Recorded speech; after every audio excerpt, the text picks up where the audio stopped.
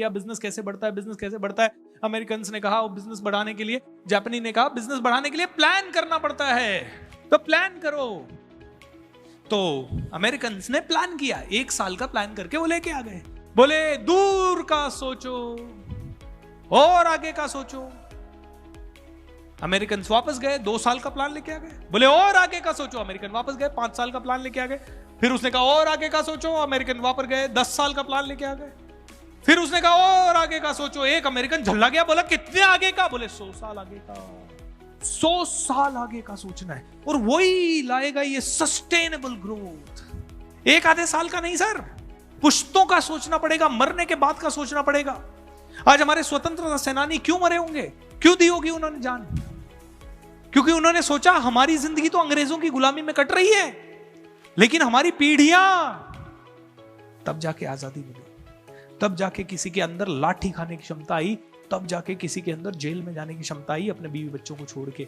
आप कह रहे थे ना सर फैमिली का क्या करें, ये करना पड़ेगा। जब 100 साल का सोचोगे तो फैमिली सेकंड। मैं कल परसों सर एक बहुत अच्छे पॉलिटिशियन से मिला दिल्ली में, श्रीपद नायक सर, वो मिनिस्ट्री ऑफ टूरिज्म के हैं। ओके, तो उनसे मैंने कहा सर एक मैसेज दे दो सर, मेरे जितने भी लोग कनेक्टेड है ना उनके लिए आपका कोई मैसेज है तो दे दो। तो उन्होंने एक ही चीज कही, जो भी काम कर रहे हो ना उसमें देश को पहले रख दो और बाकी सब चीजों को, फैमिली को बाद में रख दो, आप सफल हो जाओगे। कितना बड़ा मैसेज है ना सर। तो नो डाउट कि वो इंसान इतना ऊपर है क्योंकि उसने कभी फैमिली का सोचा नहीं सर। छोटा आदमी फैमिली का सोचता है, बड़ा आदमी देश का सोचता है। एक बात बताइए, जो देश की जिम्मेदारी लेगा उसका घर नहीं चलेगा? जो देश की जिम्मेदारी ले रहा है, मतलब हजारों लोगों की जिम्मेदारी ले रहा है और हजारों बच्चों के पढ़ने की जिम्मेदारी ले रहा है, उसका बच्चा नहीं पढ़ेगा? जो हजारों लोगों की गाड़ी घर बनाने की सोच रहा है, उसके खुद के घर में गाड़ी और घर नहीं आएगा। बिजनेस, देखिए अभी बिजनेस क्यों नहीं ग्रोथ करता? क्योंकि हम बिजनेस को धक्का मार के ग्रोथ करने की कोशिश करवाते हैं। लेकिन अगर कोई ऐसी ताकत हुई ना कि जो हमें रोज धक्का मारे ही ना, जो कहे खींच रहे हैं हम तुमको, तो विजन वो ताकत होती है जो खींच लेती है ऐसे ऊपर। और जब आपको पुल करती है कोई ताकत तो आप आराम से ऊपर जाते हो। लेकिन जब आपको कोई पुश करता है या आप भी अपने आप को पुश करते हो, आपकी ग्रोथ धीरे हो जाती है, आप थक जाते हो, आपको गुस्सा आता है। आप गाड़ी में क्यों बैठते हो? क्योंकि इंजन आपको पुल करके जल्दी पहुंचा देता है कहीं। लेकिन आप पैदल चलने से क्यों डरते हो? क्योंकि पैदल करने में आपको अपने आप को पुश करना पड़ता है।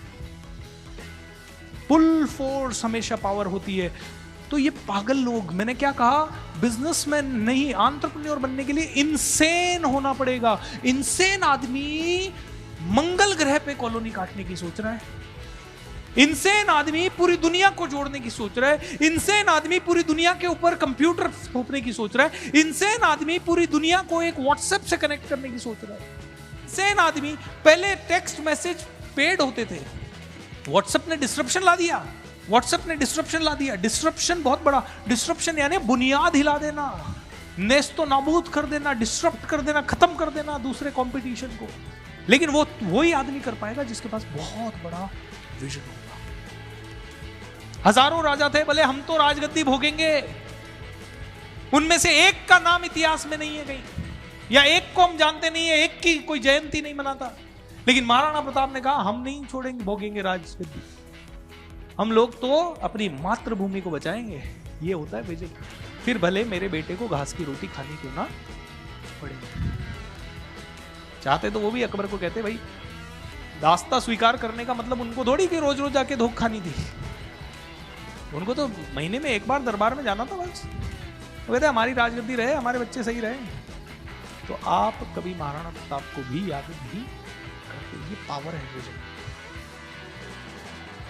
हाँ, अब आगे बिल्कुल सर, हर बड़े विजनरी की फैमिली ने सफर किया। लेकिन एक और बात समझ लीजिएगा, जितने भी बड़े विजनरी थे उनकी फैमिली ने उन पर गर्व भी किया है। जब एक बेटा शहीद होकर आता है तो उसका बाप कहता है दोबारा मेरे को ऐसा ही बेटा देना। गुरु मूवी का आखिरी सीन याद है? उसको बोला जाता है 5 मिनट देते हैं, चलिए आप। उसको पहले तो टाइम ही नहीं दे रहे थे, सीधा जेल में डाल रहे थे। उसने कहा भाई मौका तो दो मेरे को, कौन हूं मैं, क्या करना चाहता हूं। तो बोला 5 मिनट देते हैं आपको। कितना? 5 मिनट देते हैं, और इस 5 मिनट में आप में से आपको प्रूव करना है। उन्होंने उनका रोल कौन कर रहे थे? अभिषेक बच्चन। अभिषेक बच्चन ने सारी बात बताई और उसके बाद बैठ गया और बैठने के बाद वापस खड़ा हुआ।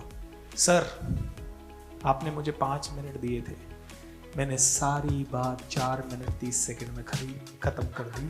30 सेकंड प्योर मुनाफा, यही मैंने अपने व्यापार में किया। अब इसके लिए भी मुझे फांसी पे चढ़ाएंगे। जो विद्वान लोग होते हैं, they turn their decades into days। मतलब जो काम दुनिया 10 साल में करती है वो दिनों में करने में विश्वास रखते हैं। इसके कुछ एग्जाम्पल आपको दूं मैं। पहले हम एक पत्र लिखते थे और जयपुर से किशनगढ़ भेजना होता था तो 5 से 10 दिन का समय लग जाता था। विद्वान आदमियों ने सोचा ऐसा क्या करें कि वो मैसेज जो हम पत्र में लिखते थे वो 1 दिन में पहुंच जाए, तो तार का आविष्कार हुआ।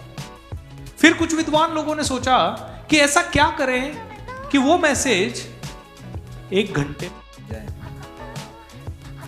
तो फिर इंटरनेट का आविष्कार हुआ। फिर देखा कि और क्या करें, तो उसमें ईमेल का आविष्कार हुआ। उसमें और क्या करें, तो अब SMS का आविष्कार हो गया। और क्या करें, तो वॉइस मैसेज का आविष्कार हो गया, फोन के आविष्कार हो गए। विद्वान आदमी जो काम 10 सालों में हो सकता है दिनों में करने की कोशिश करता है, जो 10 दिनों में काम हो सकता है उसको सेकंडों में करने की कोशिश कर सकता है, जो सेकंडों में हो सकता है उसको मिली सेकंड्स में करने की कोशिश करता है। और ये सीक्रेट है बिलियनर बनने का। इसको बोलते हैं मैक्सिमाइजेशन। ब्रेन का मैक्सिमाइजेशन, समय का मैक्सिमाइजेशन, सिस्टम का मैक्सिमाइजेशन, लोगों का मैक्सिमाइजेशन। एक कस्टमर को आपने रियल एस्टेट बेचा, उसी कस्टमर को रियल एस्टेट तो बेच दिया, उन्होंने खरीद भी लिया आपसे, उसके बाद कुछ और भी बेच सकते हो क्या?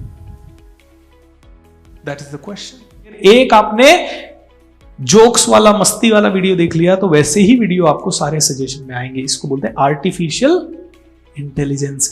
तो कहते हैं आर्टिफिशियल इंटेलिजेंस से पहले ह्यूमन इंटेलिजेंस चाहिए। ह्यूमन इंटेलिजेंट बनेगा तो वो आर्टिफिशियल इंटेलिजेंस को यूज करेगा।